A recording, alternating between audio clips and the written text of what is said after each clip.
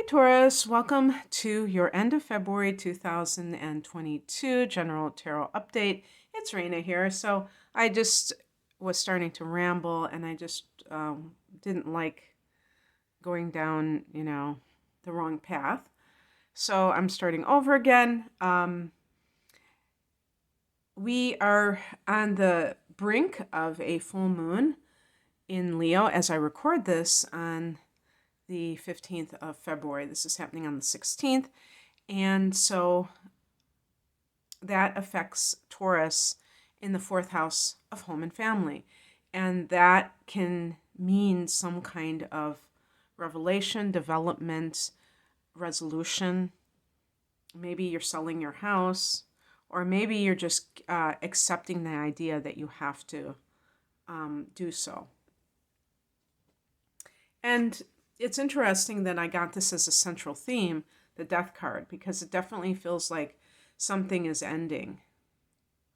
And so it could have something to do with where you live. And for Taurus, you might have clung very hard to staying in place, or if it's a relationship, staying in that relationship because you felt like you couldn't imagine doing it any differently. Sometimes people are afraid of change because they can't imagine a different reality. But death is inevitable, whether it's physical death of a person or something ending. Nothing lasts forever. And when I look at so it could even be like a business, a job that you have put time and energy in. The Seven of Pentacles is the farmer waiting for his harvest. And sometimes the harvest doesn't come. And I'm also talking about relationships. Sometimes you put your all into something and it doesn't give back to you. And just like a Taurus person may be afraid of change, you're also uber persistent. So you might just keep plugging away at something, even if it's not really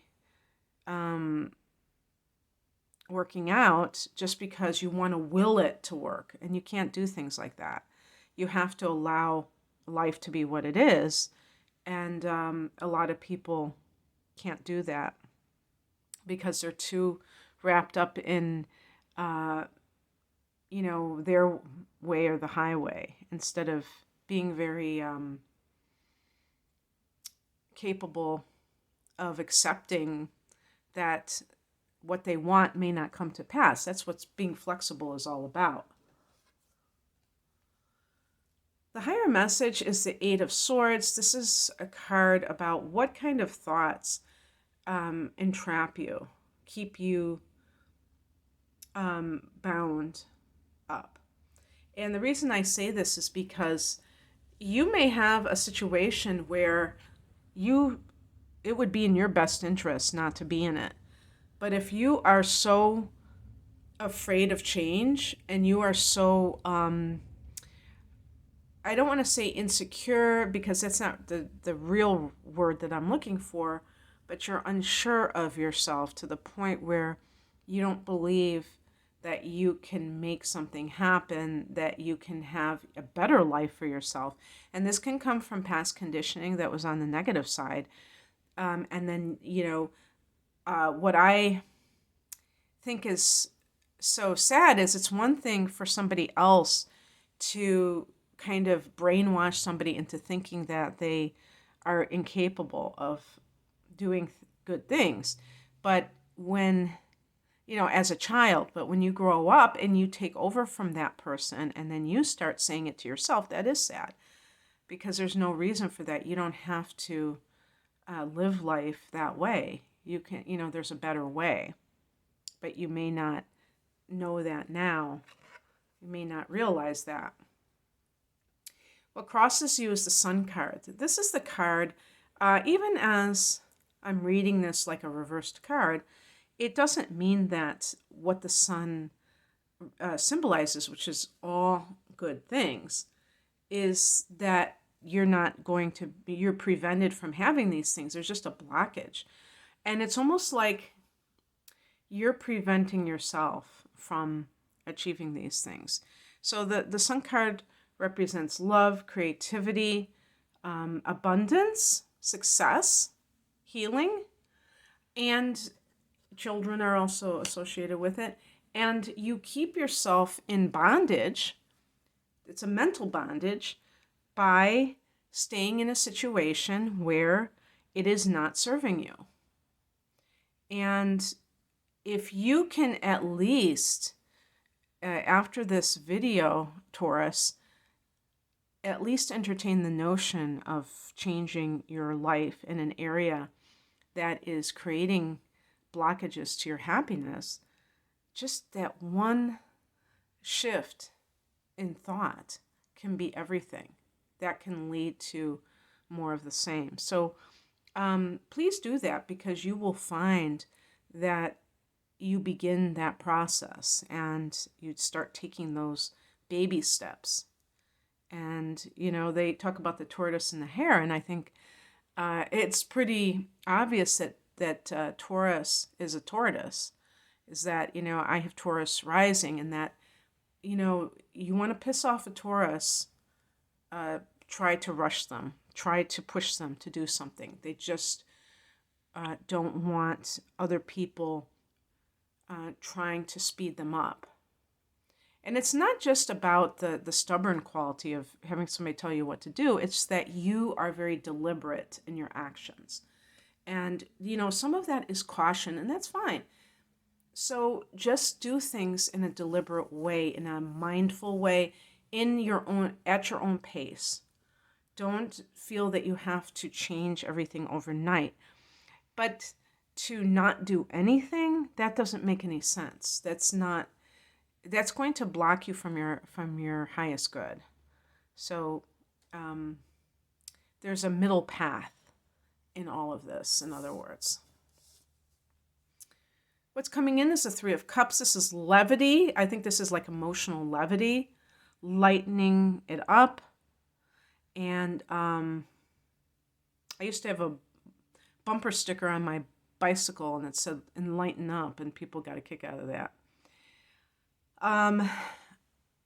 It's just like, being with friends, or even if it's by yourself. If you're like, I don't socialize, well, even if you're by yourself, having that spirit of celebration, of feeling like there's something fun, exciting, whatever this represents to you, joyful, to look forward to.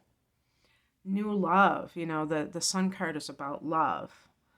And, if the Death card represents the death of a relationship, realizing that you were stuck, don't see it as a loss. See it as something that is working on your behalf if you didn't ask for the divorce.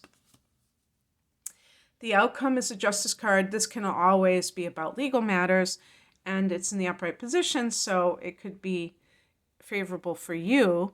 And maybe there is something else going on with inheritance issues with the Death card and the Seven of Pentacles. Maybe you were waiting to get some money that never came, and there's something to celebrate after all.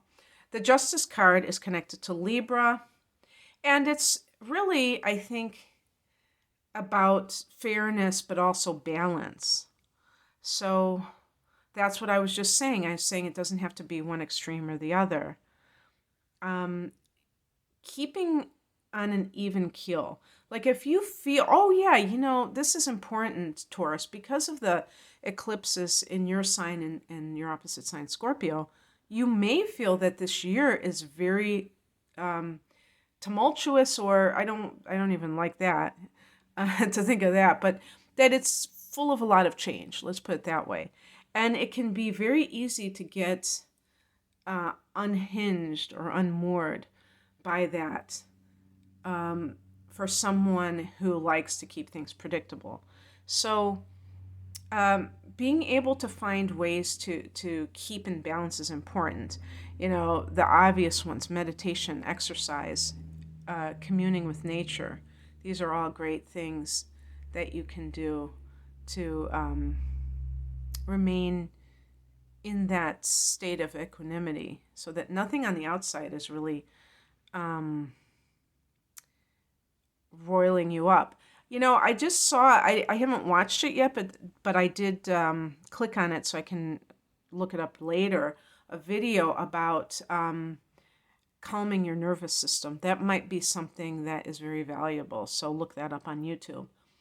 Okay, that's what I have for you, Taurus. I hope that this resonated. If you would like a private reading, the link is below. Take care. Bye.